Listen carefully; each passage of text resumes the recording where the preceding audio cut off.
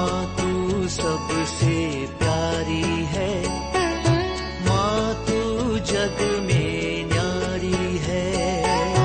माँ तू सबसे प्यारी है, माँ तू जग में न्यारी है। अपने आंचल में रखना, अपने आंचल में रखना। हमें वरदानों से भरना। माँ तू सबसे प्यारी है, माँ तू जग में न्यारी है। माँ तू सबसे प्यारी है, माँ तू जग में न्यारी है। Mr. Rajan Samuel, a great missionary in Hindi heartland, first class with distinction.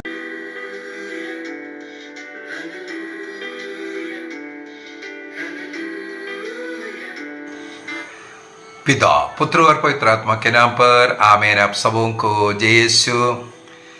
मेरे से एक भाई ने हमारे व्हाट्सएप के अंदर एक आग्रह प्रकट किया है कि हम लोगों को ये जो रात्रि प्रार्थना या मॉर्निंग प्रेयर ये सब करने का क्या जरूरत है, क्यों करना बोलते हैं।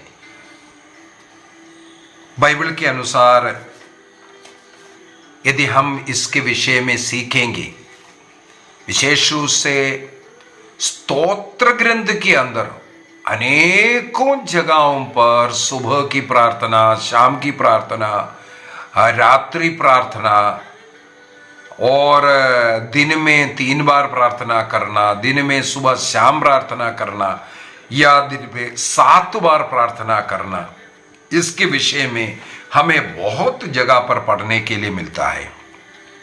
स्तोत्र ग्रंथ अध्याय 5 वाक्य 3 में, स्तोत्र ग्रंथ अध्याय 90 वाक्य 14 में हम लोगों को सुबह सुबह उठ करके प्रार्थना, उसे भी बढ़ करके शोग ग्रंथ को आपको याद होगा, शोग ग्रंथ अध्याय 3 का वाक्य 22-23 के अंदर सुबह सुबह भोर फटते ही उठो और अपने संतानों के लिए चीखो, चिल्लाओ, रो, आंसू बहाओ, ये बोल करके, इसका मतलब सुबह सुबह उठ करके अपने लिए, अपने बच्चों के लिए रोना, प्रार्थना करना, आंसू बहाना, इसके विषय में सब हम लोगों को पढ़ने के लिए मिलता है। मार्कुस का सुसमाचार में अध्याय 1 वाक्य 35 में ईसा मसीह भोर फटते ही एकांत में जाकर के अपने पिता से प्रार्थना करने के विषय में, इसका मतलब ईसा मसीह भी एक अच्छा उदाहरण दिया कि भोर में सुबह उठ करके प्रार्थना करने का। इसका मतलब सुबह उठ करके प्रार्थना करना एक बिब्लिकल प्रार्थना है।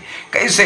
यदि हम लोग स्तोत्र ग्रंथ 63 को वाक्य 1 से पढ़ करके जाएंगे, जैसे सूखी संतप्त जमीन एक बूंद पानी के लिए तरसती है, उसी प्रकार हमारे हृदय में प्रभु के लिए एक तरस होना है। देखो, प्रार्थना मैं बार बार ये बोल करके दे रहा हूं, प्रार्थना का मतलब क्रिस्त में एक होने का प्रयत्न है। सब क्रिस्त में एक, क्रिस्त जैसे दिखना, क्रिस्त जैसे बनना। जब हम क्रिस्त में एक बन गया, क्रिस्त का सोच, क्रिस्त का बोली, क्रिस्त का चाल चलन, क्रिस्त जिस प्रकार जीवन जिया उसी प्रकार यदि मेरे अंदर क्रिस्त को देखना शुरू करेंगे, तब हम बोल सकता है हाँ, मैं और क्रिस्त एक बन गया है। तो ये स्तोत्रकार कहते हैं जैसे सूखी संतप्त जमीन एक बूंद पानी के लिए तरसते हैं। मान लो एक बूंद पानी उस सूखी भूमि में गिरेगा तो भूमि किस प्रकार उस पानी को अपने अंदर खींचता है, उसी प्रकार प्रभु के लिए, प्रभु का दर्शन के लिए हमारे अंदर एक तरस, एक प्यास होना चाहिए। स्तोत्र 42 में भी हम लोगों को मिलेगा, प्यासी हिरणी जैसे, हिरणी जिस प्रकार जो पानी का कुंड देख करके भागते रहता है, विशेषकर मरुभूमि में हम लोग ओयासिस इसको पढ़ते हैं, है ना। हिरणी भागते रहता है प्यासे होकर के एक बूंद पानी के लिए। वो तरस क्रिस्त के लिए, प्रभु के लिए, ईश्वर के लिए हमारे अंदर होना चाहिए। तभी हमारा प्रार्थना सही प्रार्थना होगा। चाहे सवेरे उठ कर हो, चाहे रात्रि में उठ करके हो, चाहे दिन भर बैठ करके प्रार्थना कर रहा है, उसका एक लक्ष्य होना चाहिए, क्रिस्त का प्राप्ति। मैं क्रिस्त में और क्रिस्त मुझ में, ये एक अनुभव मिलने के लिए होना चाहिए सब प्रार्थना। और आगे बढ़ते हैं। शाम की प्रार्थना या नाइट विजिल, इसके विषय में भी बाइबल में अनेकों जगहों पर लिखा हुआ मिलेगा। स्तोत्र ग्रंथ अध्याय 4 वाक्य 8 में, स्तोत्र ग्रंथ 63 वाक्य 6 में, स्तोत्र ग्रंथ 134 वाक्य 1 में, स्तोत्र ग्रंथ 119 का वाक्य 62 में। यहां सब हम लोगों को रात्रि का, शाम के प्रार्थना के विषय में लिखा हुआ मिलेगा। और प्रेरित अध्याय 16 के अंदर हमें मालूम है पौलुस और सीलस गिरफ्तार हुआ, जेल में बंद था। वहां क्या लिखा हुआ कि 25 से अगर पढ़ करके जाए, क्या लिखा हुआ है? अर्धरात्रि में पौलुस और सीलस प्रभु की आराधना कर रहा था, स्तुति कर रहा था। जब लोग सब सो रहा है, पहरेदार नींद में है, ये बैठ करके प्रभु की स्तुति कर रहा था। तब हम लोग देख रहा है वहां एक चमत्कार हुआ। वहां जो जेल है उसका फाटक खुलता हुआ, इनको जो बांधा हुआ जंजीरें खुल करके गिरना, ये सब घटना हुआ। इसका मतलब इन बंधनों से, शैतानी बंधनों से, पाप के बंधनों से सब हमें मुक्ति चाहिए। हमें इस प्रकार अर्धरात्रि में उड़ करके एकांत में बैठ करके स्तुति आराधना करना है। उस समय पर इस प्रकार के बंधनों से मुक्ति मिल सकता है। बाइबल के अंदर इस प्रकार अनेकों जगहों पर प्रार्थना, सुबह शाम निरंतर, नित्य निरंतर प्रार्थना करते रहो। लूकस का सुसमाचार अध्याय 18 वाक्य 1 से आगे प्रभु इसके लिए एक अच्छा दृष्टांत भी सुनाया। प्रार्थना करते करते कभी थकना नहीं है, हिम्मत नहीं हारना है, बल्कि नित्य निरंतर प्रार्थना करते रहो। स्तोत्र ग्रंथ 55 का वाक्य 17 में, साम 55:17 में हम लोग पढ़ते हैं, सुबह और शाम में प्रार्थना करता हूं। स्तोत्रकार कहते हैं सुबह और शाम की प्रार्थना की जरूरत है। और स्तोत्र ग्रंथ 119 का वाक्य 164 में, साम 119 वर्स 164, वहां पर लिखा है दिन में 7 बार में प्रार्थना करता हूं। मैं बाइबल कोर्स के अंदर ये जो लिटर्जिकल हावर्स के विषय में मैंने बता करके दिया था। दिन को 7 टाइम में, हावर्स में डिवाइड किया हुआ है। शाम 6 बजे से लेकर के अगले दिन शाम 6 बजे तक का एक दिन को माना जाता है। वो प्रभु ईसा मसीह के जीवन से जुड़ा हुआ बात है। प्रभु ईसा मसीह का इनकारनेशन से लेकर के प्रभु ईसा मसीह का जो अंतिम बिहारी तक का जो घटना हम लोग इवनिंग प्रार्थना के अंदर मनन चिंतन करते हैं।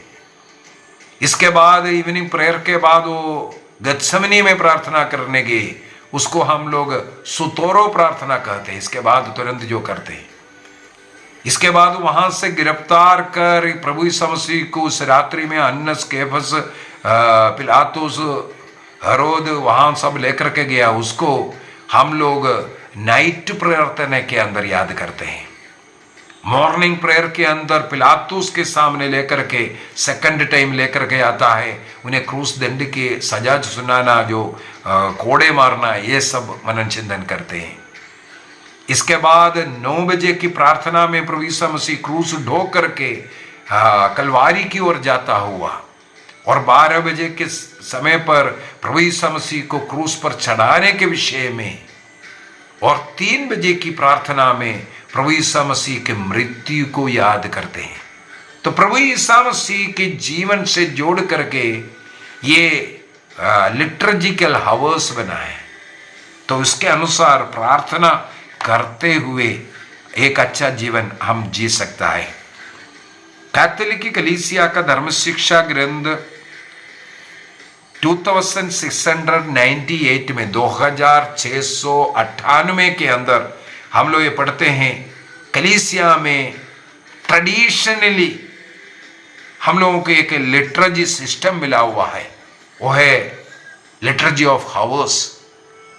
समय समय पर हमेशा प्रार्थना करते रहो प्रभु यीशु मसीह के उस आदेश को पूरा करने के लिए।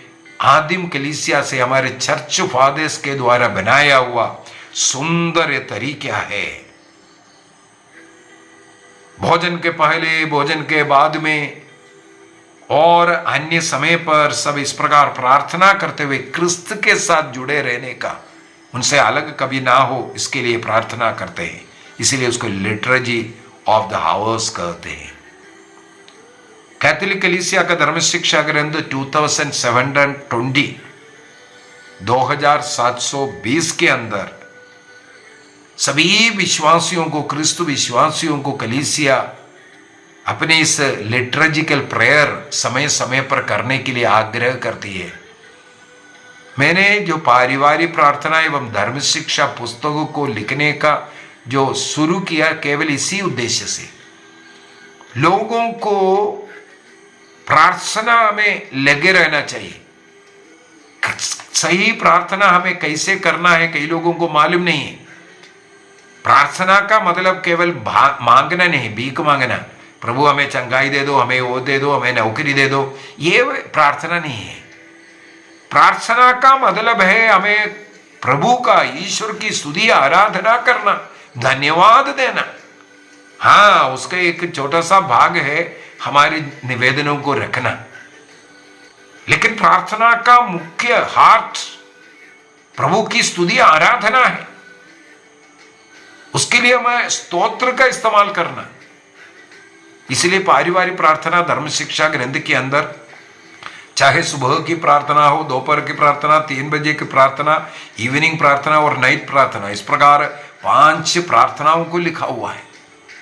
सबके सब स्तोत्र वचन, बाइबल के वचन के अनुसार लिखा हुआ है, वचन के द्वारा प्रार्थना बनाया हुआ है। इसलिए वो सुंदर प्रार्थना, ऐसी प्रार्थनाओं को करना है। कैथोलिक कलीसिया का धर्म शिक्षा ग्रंथ 2720 ये बताता है। ये लिटरेजी ऑफ हावर्स, इस प्रकार का जो प्रार्थना करते करते हमें क्या, कहां की ओर लेकर जाना है? हमें मिस्सा बलिदान की ओर लेकर। सबसे बड़ी प्रार्थना लिटरेजी मिस्सा बलिदान है। ये इसका मतलब लिटरेजी ऑफ हावर्स, ये जो समय समय का जो प्रार्थना हमें कहां लेकर के जाना है? यूक्रिस्टिक प्रार्थना की ओर लेकर के जाना है। यूक्रिस्त ईश्वर का स्तुति आराधना, धन्यवाद अर्पित करने वाला प्रार्थना। यीशु मसीह ने अपने अंतिम भोजन के समय पर अपने पिता को धन्यवाद देते हुए, यूकारिस्ट का मतलब ही धन्यवाद देना, वो धन्यवाद मिली है, उसको अर्पित किया। और कलीसिया आग्रह करते हैं फीस्ट के दिनों में, इतवार के दिन में सब हमें मिस्सा बलिदान में भाग लेना जरूरी है। और 2659 में कैटेकिज्म 2659 के अंदर सुबह के समय पर रात्रि के लिए धन्यवाद देते हुए, एक नया दिन प्रभु ने हमें दिया, इसके लिए धन्यवाद देते हुए, उस दिन को प्रभु के लिए अर्पित करते हुए, सैंक्टिफाई करने के लिए, पवित्रीकरण करते हुए, उस दिन जितने भी कर्म कर रहा है उसको सबको प्रभु के लिए अर्पित करने का एक समय है। सुबह की प्रार्थना, पारिवारिक प्रार्थना, धर्म शिक्षा पुस्तक, आप सुबह की प्रार्थना को देखिए। उस सुबह की प्रार्थना का अंत में यही जो बोला हुआ कैटेकिज्म 2659 में ये जो बोला हुआ, ये बात आपको आखिरी प्रार्थना, दिन की चढ़ावा जैसे एक प्रार्थना लिखा हुआ उसमें मिलेगा। तो बाइबल के अनुसार, कैटेकिज्म के अनुसार उस किताब का रचना है, अनेकों लोगों के हाथ में है। मुझे मालूम है आप लोग उसका उपयोग नहीं कर रहा है। हाँ, किताब जरूर ले लिया, लेकिन उसके अनुसार आप प्रार्थना नहीं करें। आपका अपना परिवार में सब लोगों के हाथ में किताब दीजिए, सब लोग मिलकर के प्रार्थना करके आप 1 महीना ट्राई करके देखिए, आपके परिवार में कुछ फर्क होता है कि नहीं। देखो, संध्या प्रार्थना आप उठाना, उसके अंदर पूरा तरीके लिखा हुआ है, पहले बाइबल पढ़ना, गाना गाना, सब कुछ लिखा हुआ है। जैसे लिखा हुआ है उसके अनुसार परिवार मिल करके एक व्यक्ति लीडर बनना है, अन्य लोग उसका रिप्लाई देना है। इस प्रकार परिवार मिल करके एक हृदय से प्रभु की स्तुति आराधना करने वाला प्रार्थना आपको उसके अंदर मिलेगा। केवल खरीद कर रखने से फायदा नहीं। अपने बच्चों को एक एक किताब दीजिए, वो उसके जीवन को बदल सकता है। उनके जन्म से लेकर के मृत्यु तक के अनेकों जरूरतों के लिए प्रार्थना उसके अंदर है। वो किताब के द्वारा उस बच्चे का आत्मा को आप बचा सकता है। ये प्रार्थना उस बच्चे को इतवार के पवित्र यूक्रिस्त की ओर लेकर के जाएगा। यूक्रिस्त के प्रति उसका भक्ति बढ़ाने का, वहां पर यूक्रिस्त के विषय में क्लास दिया हुआ है, तो उसका उपयोग कीजिए। कैटेकिज्म ऑफ कैथोलिक चर्च 1174 1174 में लिखा हुआ है, इवनिंग समय में, जैसे मैंने पहले कहा, ईसा मसीह की उस मिस्ट्री, उन रहस्यों को हम लोग मनन चिंतन करते हुए प्रार्थना करते हैं, प्रभु की स्तुति आराधना करते हैं, उनके उस गत्समनी वाटिका को याद करते हैं, और इस प्रकार डिवाइन ऑफिस के द्वारा, लिटर्जी ऑफ हवर्स के द्वारा हम उस पवित्र यूक्रिस्त की ओर अर्थात क्रिस्त की ओर आगे बढ़ते हैं। 2691 कैटेकिज्म ऑफ कैथोलिक चर्च के अंदर बहुत ही सुंदर, बहुत कुछ सिखाता है जो इंग्लिश पढ़ सकता है, क्योंकि हिंदी में अभी तक कैटेकिज्म ऑफ कैथोलिक चर्च का किताब रचना नहीं किया, कोई डायसिस उसके लिए आगे नहीं बढ़ रहा है अभी तक वो बनाने के लिए। तो इंग्लिश में जो अवेलेबल, जो इंग्लिश पढ़ सकता है, एक कैटेकिज्म का किताब खरीद लीजिए, कैटेकिज्म ऑफ कैथोलिक चर्च। हमारे जो कैथोलिक का जितने भी बुक स्टॉल है वहाँ सब वो उपलब्ध है, और उसको पढ़ने में, समझने में हो सकता है शुरू में बहुत मुश्किल पड़ता है, मुझे भी ऐसा हुआ था, लेकिन जैसे बाइबल पढ़ता है उसी प्रकार में उसको पढ़ना फिर शुरू किया, बार बार पढ़ते, इसके बाद इतना अच्छा लग रहा है। उसी से हम लोग पूरा बाइबल कोर्स, बाइबल क्लासेस सब ले सकता है, क्योंकि सब कुछ उसके अंदर दिया हुआ है। बाइबल का अर्थ, बाइबल कैसे सिखाना, क्या सब कुछ, इस प्रकार का डायरेक्शन, एक अच्छा आध्यात्मिक जीवन कैसे जीवन जीना है, ये सब हमें वहां पर मिलेगा। हमें इस प्रकार मॉर्निंग, इवनिंग, नाइट, ये सब जो प्रार्थना से क्या क्या फायदा है वो बोल करके मैं खत्म करूंगा आपको। सबसे पहली बात है, जैसे संगीत में एक ट्यूनिंग होता है, संगीत है ना, अगर वो टोन सही नहीं बचाएगा, है ना, म्यूजिक नहीं बचाएगा, गाना भी खराब लगेगा, सबको चक्कर आ जाएगा, ये क्या है, मैच नहीं। इसका मतलब उसका वो ट्यूनिंग वो सब सही होना चाहिए। उसी प्रकार हमारी इन प्रार्थनाएं, ध्यान से सुनना, हम लोग क्यों निरंतर प्रार्थना करना है, क्यों मॉर्निंग प्रेयर, इवनिंग प्रेयर, दोपहर का प्रार्थना, रोजरी माला, ये सब क्यों करना है? क्रिस्त के साथ जुड़ने के लिए एक ट्यूनिंग बहुत जरूरी है। वो टोन सही करने के लिए ये प्रार्थना उपयुक्त है। जब तक हम इस प्रकार का प्रार्थना का जीवन नहीं है, क्योंकि क्रिस्त सुबह उठकर प्रार्थना करते हैं, कोई भी कार्य करने के पूर्व में प्रार्थना कर रहा है, कोई कार्य करने के बाद धन्यवाद देते हुए प्रार्थना कर रहा है, रात्रि भर पिता से प्रार्थना कर रहा है। तो प्रार्थना का असली मॉडल क्रिस्त स्वयं है। उस क्रिस्त के साथ हमारा मैच होने के लिए हमारे जीवन में भी प्रार्थना का जीवन होना जरूरी है। प्रार्थना में बैठने वालों को ईश्वर से सही मार्ग मिलेगा, क्योंकि मार्ग सत्य प्रभु है। वो मार्ग, सही मार्ग पर चलने के लिए सही डिसीजन लेने का कृपा ये प्रार्थनाओं के द्वारा मिलेगा। यीशु मसीह प्रार्थना के बाद ही 72 शिष्यों में से 12 को अलग किया था। प्रार्थना करने के बाद ही प्रभु रोटियों का चमत्कार किया था। तो प्रार्थना सब कुछ आगे है, वो गाइडेंस देता है।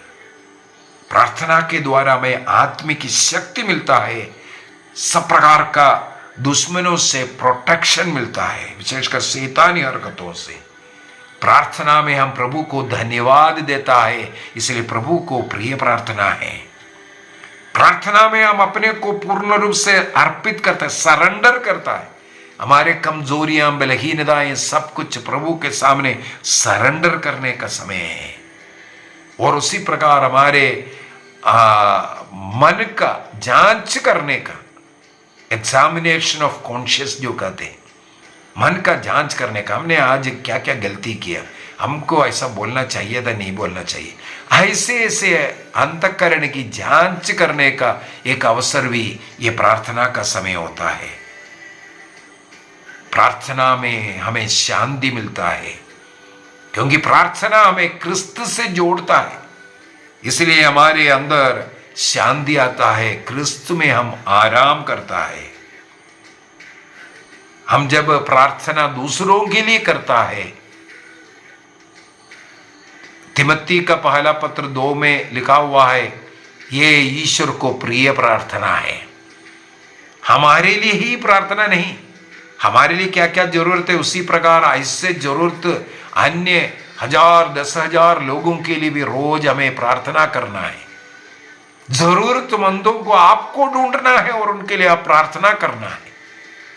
आपकी प्रार्थना में हमेशा मध्यस्थ प्रार्थना, दूसरों के लिए, अपने पड़ोसियों के लिए, अपने कलीसिया के लिए, कलीसिया के पुरोहितों के लिए, धर्म बहनों के लिए, ब्रदर्स के लिए, हमारे शासकों के लिए, पूरे दुनिया में, विश्व में शांति के लिए प्रतिदिन हमें प्रार्थना करना चाहिए।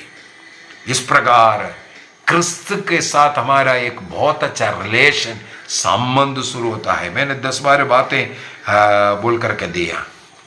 जब हम प्रार्थना के लिए बैठते हैं, अपने को शुद्ध करता है, उस जगह को शुद्ध करता है, उस समय शुद्ध करता है। क्रिस्त के समान प्रार्थना करने वाले क्रिस्त के समान हम लोग बन जाते हैं। कैथोलिक कलीसिया का धर्म शिक्षा ग्रंथ 2685 2685 में लिखा है, जो कलीसिया कुछ ट्रेडिशनली प्रार्थना करने के लिए एक तरीके बना करके दिया, हमारी प्रार्थना इस प्रकार ट्रेडिशनल भी हो। मैंने इसलिए एक किताब लिखा है, पारिवारिक प्रार्थना धर्म शिक्षा ग्रंथ, एक कलीसिया के एक ट्रेडिशन के अनुसार, जिसके अंदर स्तुति आराधना, जिसके अंदर प्रभु में विश्वास का प्रकटन, जिसके में अंदर मध्यस्थ प्रार्थना, दूसरों के लिए प्रार्थना, जिसके अंदर अपने को समर्पण करना, जिसके अपने को शुद्ध करना, ये सब शामिल कर करके बहुत ही सुंदर एक तरीका, जिसके अंदर ये पिता हमारी प्रार्थना, जिसके अंदर प्रणामर्य प्रार्थना, जिसके अंदर विश्वास मंत्र की प्रार्थना, जिसके अंदर मृतकों के लिए प्रार्थना, इस प्रकार कलीसिया का जो आग्रह है उसके अनुसार रचना किया वो किताब कैटेकिज्म 2685 इसमें जोर डाल रहा है। कलीसिया से जो स्वीकृत जो किताब, उससे अगर प्रार्थना करेंगे आपको एक विशेष दंड मोचन मिलता है। इसका मतलब ये किताब इस्तेमाल करते हुए आप प्रार्थना करते हैं तो आपको एक विशेष दंड मोचन भी मिल रहा है, क्योंकि वो कलीसिया की प्रार्थना, कलीसिया का अनुमति वाला जो किताब और प्रार्थना है, उसके अनुसार आपको प्रार्थना करना है। जैसे यहूदी धर्म में शेमा प्रार्थना होता था, या जो मोनास्ट्री में जो सन्यासी लोग रह करके उनका जो ऑफिस प्रार्थना जो बोलते हैं, लॉर्ड्स हो या वेस्पर्स हो, 3 बजे की प्रार्थना है, इस प्रकार का जो अनेकों प्रार्थनाएं समय समय पर जोड़ करके आया। हमें भी इस प्रकार नित्य निरंतर प्रभु से जुड़े रहने के लिए प्रार्थना की जरूरत है। और ये प्रार्थना हमें कलीसिया से जोड़ता है, क्रिस्त से जोड़ता है, स्वर्ग से जोड़ता है, ईश्वर का संतान हमें बनाता है। मेरे विचार में जिसने भी पूछा समझ में आया होगा। प्रभु हम सबों को आशीष दे। पिता, पुत्र और पवित्र आत्मा के नाम पर आमीन। आप सबों को जय यीशु।